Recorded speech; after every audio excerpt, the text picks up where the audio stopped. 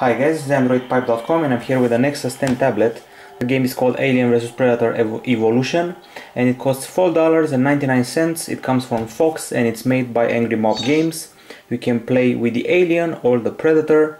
You start off as a mere face hugger, then you evolve into a Xenomorph, then you get some upgrades, and then you switch sides and you become Predator. So let's play this mission. Predators have their special weapons and gadgets that you can upgrade and unlock new ones. The game is played as a third-person action title and the controls are like this. On the left side we have this virtual joystick and we can change the angle like this. The action button are this one. Let's turn down the volume a bit. So we got the A action button right here. The B button is used to parry attacks or perform a quick jump, and there is also a contextual one. This move allows you to split the alien in two when it's time to deal the finishing blow. So let's split him, and I just did a trophy kill and took the alien's head. Aside from the block button, that's also for jumping, and the attack button, there is a button for firing lasers at a distance. And you can also switch from the laser to discs, and there is also this energy bar here that must charge for you to attack using the special power. I just threw the disc I mentioned earlier, but I have to aim it first. Of course you can cloak and run around undetected, and you can activate the thermal view and the other view. Time for another combo. Those combos are usually based on gestures, like swiping on the screen, and usually involve brutal kills.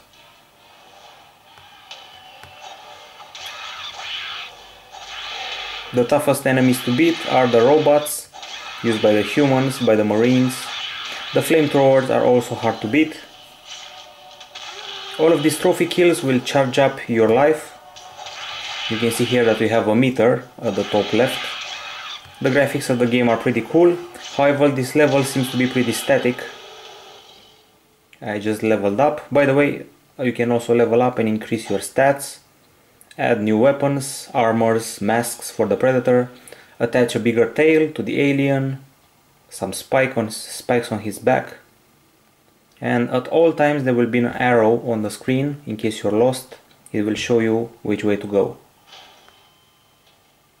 And let's see what lies ahead. Probably some more aliens or humans this time. Let's try to use cloaking.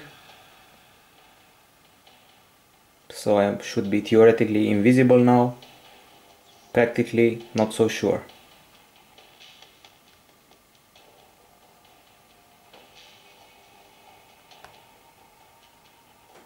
Now let's see which way should I go.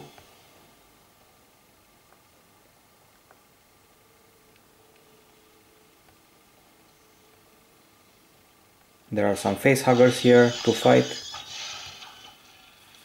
and a swipe gesture should free me.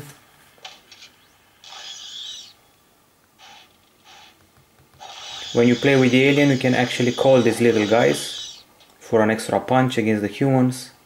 And you can interact with objects around you contextually, like buttons. And I just got a new mask. One of the bad aspects of the game is the camera, that sometimes can actually stop you from having a proper fight. And this is a serious bug I'm seeing right here. One of those camera problems that I mentioned earlier. Let's activate the thermal scanner. And this is the part where you're taught how to shoot objects at a distance. So if I keep this cannon pressed, I just shot a disc. I probably need to use the laser.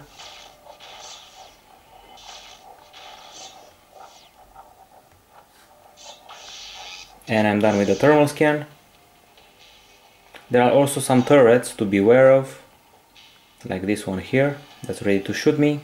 By the way, the graphics are really cool. As you can see, the turret is shooting the alien before it reaches me, so that's a pretty fun thing. Let's jump around without being detected, and we can maybe do that again here, unless we'll die, and that will be that. Okay, now it's time to go to the store to let me show you some of the items that you can purchase.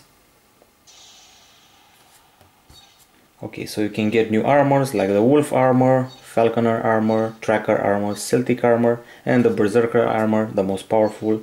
Bunch of masks: wolf mask, falconer mask, tracker mask, celtic mask, and the berserker mask. There are some melee weapons, long blades, heavy melee weapons like whips, plasma guns, medikits, and finally some gadgets like the smart disc, net gun, double net gun, triple net gun, proximity mines, laser traps, and then once again the items and abilities. You can also tweak the alien. You can also change his body to a warrior body, warrior carved body, resurrection warrior body, and praetorian body. The head can also be changed to a warrior head, warrior carved head, a resurrection warrior, and praetorian warrior that looks a bit like the queen, if you ask me. The tail can also be adapted, since it's a weapon after all, to a tail with spikes. And finally, you can also get the acid to spit on enemies. You can get a dash, health regeneration, and stuff like that. You do get those upgrades by spending those points right here. And I have to exit the store and show you a mission with the alien this time. So let's play the Xenomorph. Okay, let's play the sewers mission. There are also side missions. They're listed either above or below the main missions. So basically the only bad aspects of the game are the camera, the poor AI, and maybe the fact that upgrades cost a bit much. But the graphics should be good enough to keep you glued to the screen for a long while. The controls of the alien are similar. We got a B button to jump around, the A button for attacks. You can change attacks to attack with the tail, not with the claws. You can also call a face hugger if things get tough. There's a turret here, so I must stay away from that. And there are two robots that I must fight.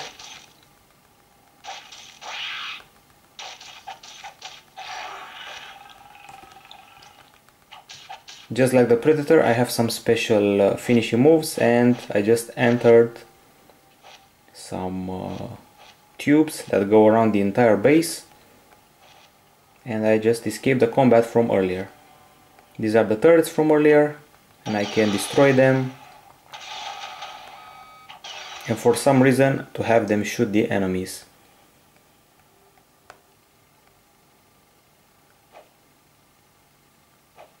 Here's another enemy and a checkpoint. As you can see, I'm running out of life, but blowing that finishing move should give me a bit more hit points. Okay, so let's finish this guy with a head bite, and then let's get back to the soldier who's shooting at me.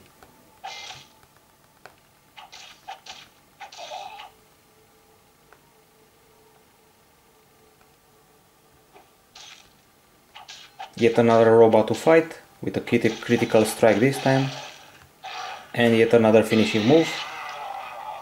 The Predator, when you control him, can do a different finishing move, the one that allows him to take trophy kills. He will remove the spine of his victims and the head.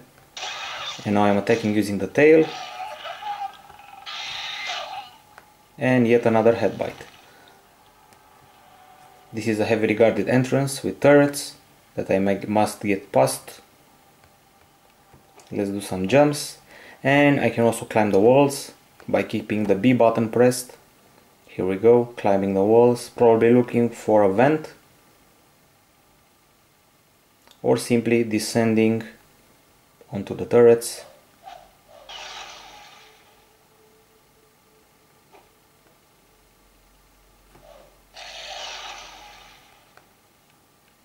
Several more turrets to destroy.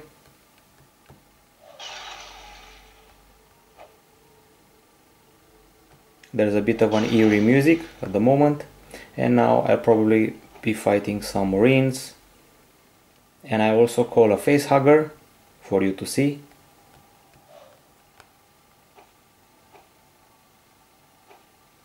Strangely quiet in here, so there should be enemies. Here's a guy, and the face hugger is on its way. And if I kill an enemy right now, after this kill, it would be a double kill. This one is a harvest kill.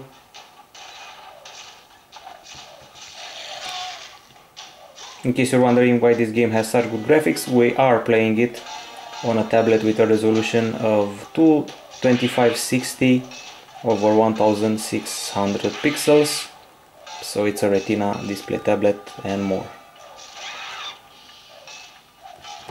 Yet another face hugger was called. I'm not so sure he can work on robots. Getting past the shields is actually more difficult, as you can see. All in all, it can become a button mashing affair, which some of you may find disappointing from an Alien vs Predator game. Okay guys, this is it, Alien vs Predator Evolution. My only problem with it are the bad camera and the stupid AI, but those are good enough to kill your gaming experience. It may not be as bad as the Colonial Marines disaster, but it's still not the experience I wanted from an Alien game that costs $5. That's why we give it a 7 out of 10, and the good parts about it are the music, the 3D graphics, and the many upgrades you can apply to your characters. This is Androidpipe.com, this is the Nexus 10, and this is Alien vs Predator Evolution.